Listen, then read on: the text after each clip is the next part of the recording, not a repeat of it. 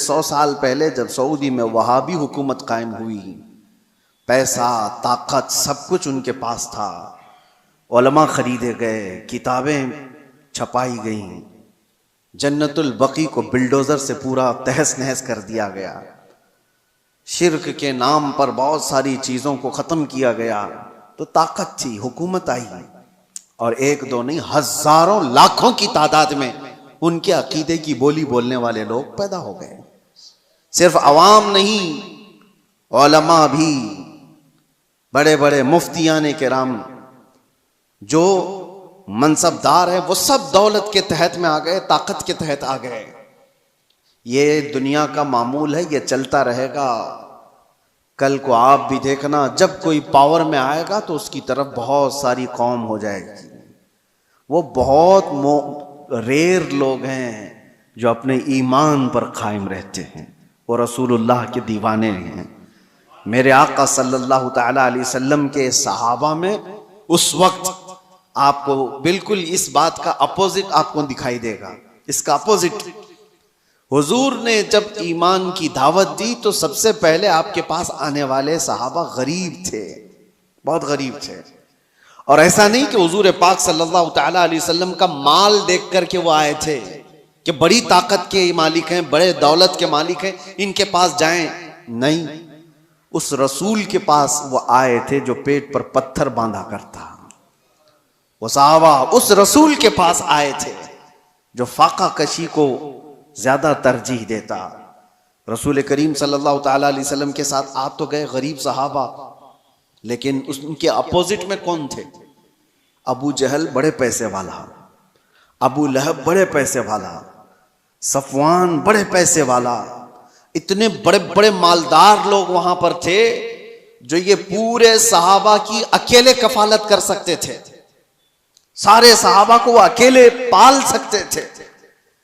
اب یہاں پر میں آپ کو بتاتا ہوں، ایک طرف مال اور پیسہ اور طاقت و قوت ہے، اور ایک طرف یہ غریب صحابہ کی جماعت ہے جو پیٹی جا رہی ہے، ماری جا رہی ہے۔ صحابہ نے کیا کیا؟ اللہ اکبر! وہ مجھے بات یاد آتی ہے، خندق کے موقع پر 1 مہینے سے صحابہ خندق کھود رہے تھے، اور جب جنگ شروع ہوئی 12,000 کے قریب تعداد میں مشرکین آ گئے خندق کے اس پار۔ ان کو پتہ نہیں تھا یہ خندق والی جنگ ہے مشرکین کو۔ یہ صحابہ نے نیا طریقہ اختیار کیا تھا مدینے کی حفاظت کے لیے کہ وہ خندق عبور کر کے مدینے میں نہ آ جائیں۔ خیر، مہینہ گزر گیا تھا، کھانے پینے کی چیزیں ختم ہو گئی تھی، فاقے پر فاقہ چل رہا تھا۔ اس وقت سامنے والی جو فوج تھی وہاں سے تو روز گوشت بھوننے کی خوشبوئیں آتی، گرم روٹیاں ادھر پک رہی تھیں، وہاں تو پیسہ تھا، مال تھا، کھانے کی افراط تھی۔ صحابہ ادھر بھوکے ہیں، پیاسے ہیں، لیکن تاریخ میں آپ کھول کر کے دیکھو، ایک صحابی نے بھی رسول اللہ کے یہ کہا ہو کہ چلو ادھر کھانے کی لذیذ چیزیں ہیں، جا کر کھا کر کے تو آئیں، اس طرف انہوں نے چہرہ تک نہیں کیا۔ حضور پاک صلی اللہ تعالی علیہ وسلم نے ان سے کہا، اے میرے صحابہ، مجھے پتہ ہے وہ گوشت کی خوشبوئیں ہیں تمہاری بھوک کو اور بڑھا دیتی ہوں گی، تمہارا صبر ٹوٹتا ہوگا، صبر کرو۔ صحابہ نے کیا کہا؟ یا رسول اللہ صلی اللہ تعالی علیہ وسلم، ہم روٹی اور بوٹی کے لیے اس جنگ میں آئے ہوتے تو یہاں نہیں ہوتے، وہاں ہوتے، ہم آئے ہیں صرف چہرے رسول کے لیے۔ ہماری بھوک کا علاج ہے مصطفیٰ کا چہرہ، ہماری بیماریوں کا علاج ہے مصطفیٰ کا چہرہ۔ اس دین سے ان لوگوں نے ایک بال برابر بھی بغاوت نہیں کی۔ لیکن وہ عوام کی بات ہے کہ جب جب طاقت کسی ایسے گمراہ کے پاس بھی آ گئی تو اس کی گمراہی کی تعریف کرنے والی ایک جماعت پیدا ہو جائے گی۔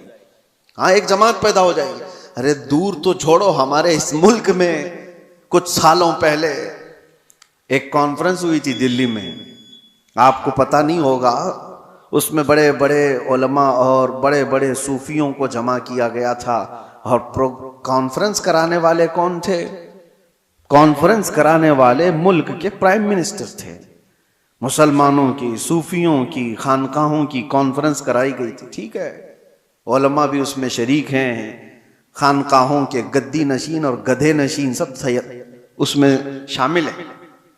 اور شروع ہو رہی ہے کانفرنس تو مجھے حیرت ہوتی ہے. قصیدہ پڑھنے والا کوئی مولوی قصیدہ پڑھتا ہے بادشاہ کی شان میں، خدا کرے کہ تیری عمر کو عمر خضر عطا ہو. یہ دعا دی جا رہی ہے. میں یہ کہتا ہوں میرے عزیزو، یہ سارا منظر ایک طرف، لیکن جو میں بات کہہ رہا ہوں، طاقت اور سیاست جب آ جاتی ہے تو بہت سارے لوگوں کے عقیدے پر بھی اثر پڑتا ہے. اس وقت اپنا عقیدہ بچانا یہ بہت بڑا چیلنج ہوتا ہے. آپ کیا سمجھتے ہو یہ جو فرقے پیدا ہوئے دین میں، یہ طاقت کے اثر سے پیدا ہوئے ہیں. جب سیاست پر، حکومت پر کوئی گمراہ بیٹھ جاتا ہے تو وہ اپنا عقیدہ سب پر تھوپنے کی کوشش کرتا ہے. معتزلہ کی جماعت آئی. معتزلہ ایک فرقہ ہے، وہ قرآن کو اللہ کی مخلوق مانتے تھے کہ قرآن فنا ہو جائے گا. بہت سارے ان کے عقیدے گمراہ تھے. جب وہ پاور پر آئے، خلیفہ بنے یا گورنر بنے، تو انہوں نے عوام کو اور علماء کو زبردستی اپنا عقیدہ تھوپا. اور ایک دور ایسا آیا کہ علماء ان کے حساب سے فتویٰ دینے لگے، ان کی تعریفیں کرنے لگے کہ یہ حق جماعت والے لوگ ہیں. بادشاہ اعظم ان کی تعریف میں قصیدے پڑھے جاتے تھے. لیکن میرے عزیزوں، پوری قوم کبھی گمراہ نہیں ہوتی. ہر زمانے میں حقانی علماء اور ربانی علماء موجود رہتے ہیں.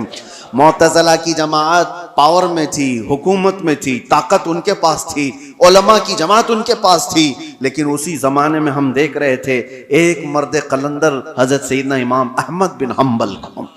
امام احمد بن حنبل کو بادشاہ نے 100 کوڑے مارے تھے پیٹھ پر، اور اس کے بعد دوسرا آیا اس نے مارا، پھر تیسرا آیا اس نے مارا. کوڑے کس طرح سے مارے جاتے تھے؟ ان کی ریڑھ کی ہڈی جھک گئی تھی. امام ہے جن کو 5 لاکھ حدیثیں حضور کی یاد تھیں. وہ عام آدمی نہیں تھے. امام احمد بن حنبل جن کو رسول اللہ کی 5 لاکھ حدیثیں یاد تھیں، صرف اس لیے کہ وہ طاقت اور حکومت کے تحت رہ کر کے ان کی بولی نہیں بولنا چاہتے تھے.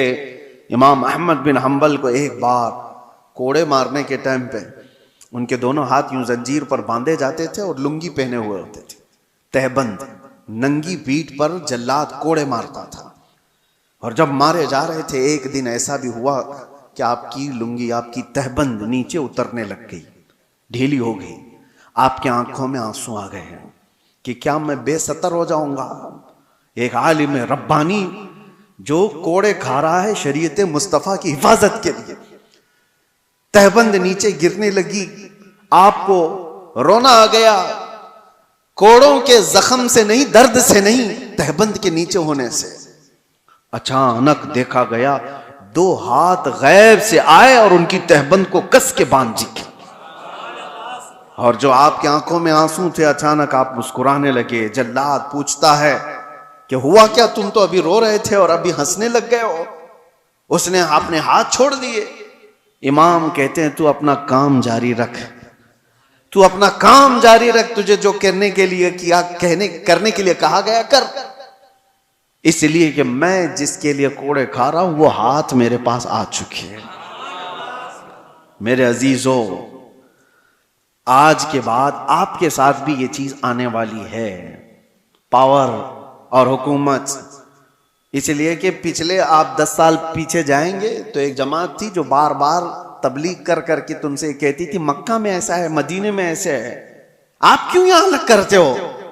مکہ اور مدینے میں پاور، حکومت جس کے ہاتھ میں ہے وہ چاہتے ہیں کہ پورا کا پورا اپنا عقیدہ پوری دنیا پر تھوپے. ایسا نہیں ہوگا. پوری دنیا پر وہی رنگ غالب آئے گا جو میرے مصطفیٰ نے پیدا کیا ہے. تمہارا رنگ نہیں غالب آئے گا. تمہاری طاقت جب تک رہے گی، تمہارا پیسہ جب تک رہے گا، بھکاری تمہارے مرید ہو سکتے ہیں، ایمان والے لوگ نہیں ہو سکتے.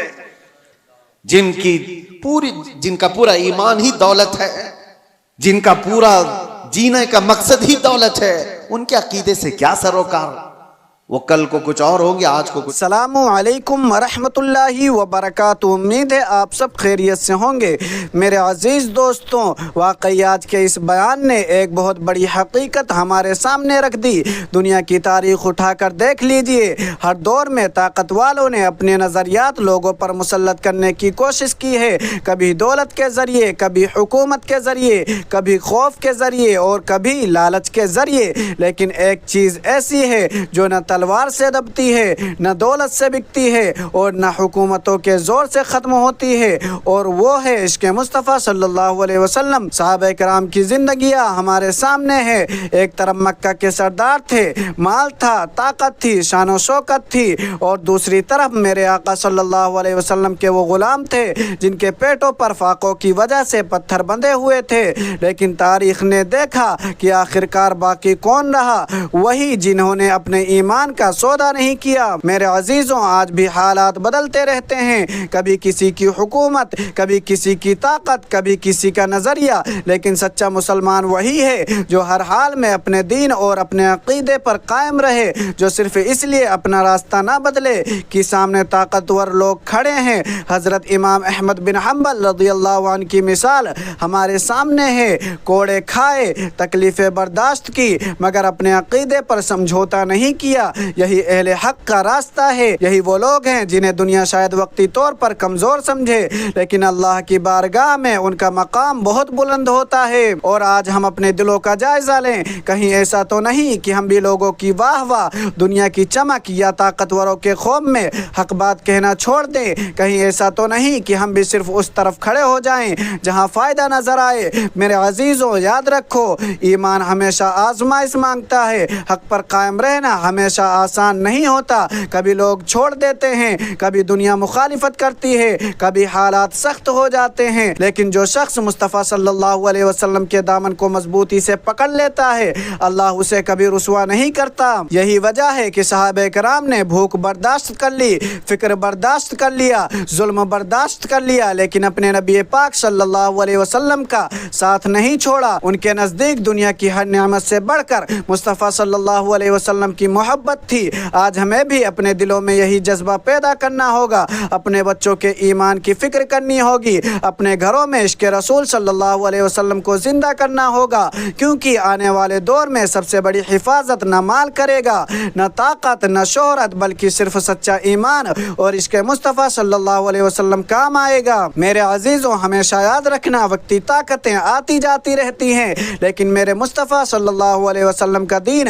قیامت تک باقی رہنے والا ہے۔ حق کو دبانے والے بہت آئے، مگر حق کو مٹا کوئی نہیں سکا، کیونکہ یہ دین کسی بادشاہ کا نہیں، یہ رب کائنات کا دین ہے۔ آخر میں آپ سب سے یہی کہنا چاہوں گا کہ اس ویڈیو کو صرف دیکھ کر نہ چھوڑ دیں، بلکہ اس کے پیغام کو اپنی زندگی میں شامل کریں۔ اگر آپ کو اس بیان سے ایمان میں مضبوطی محسوس ہوئی ہے تو اسے دوسروں تک بھی ضرور پہنچائیں، تاکہ ان کے دلوں میں بھی حق اور عشق رسول صلی اللہ علیہ وسلم کی محبت مزید بڑھ سکے۔ اپنی رائے کمنٹ میں ضرور دیں، اور مزید ایسی ایمان افروز ویڈیوز کے لیے چینل کو سپورٹ کریں۔ اللہ تعالی ہمیں ہر فتنے کے دور میں اپنے ایمان پر ثابت قدم رکھے، ہمیں عشق مصطفیٰ صلی اللہ علیہ وسلم کی دولت عطا فرمائے، اور ہمیں ان لوگوں میں شامل فرمائے جو ہر حال میں حق کا ساتھ دیتے ہیں۔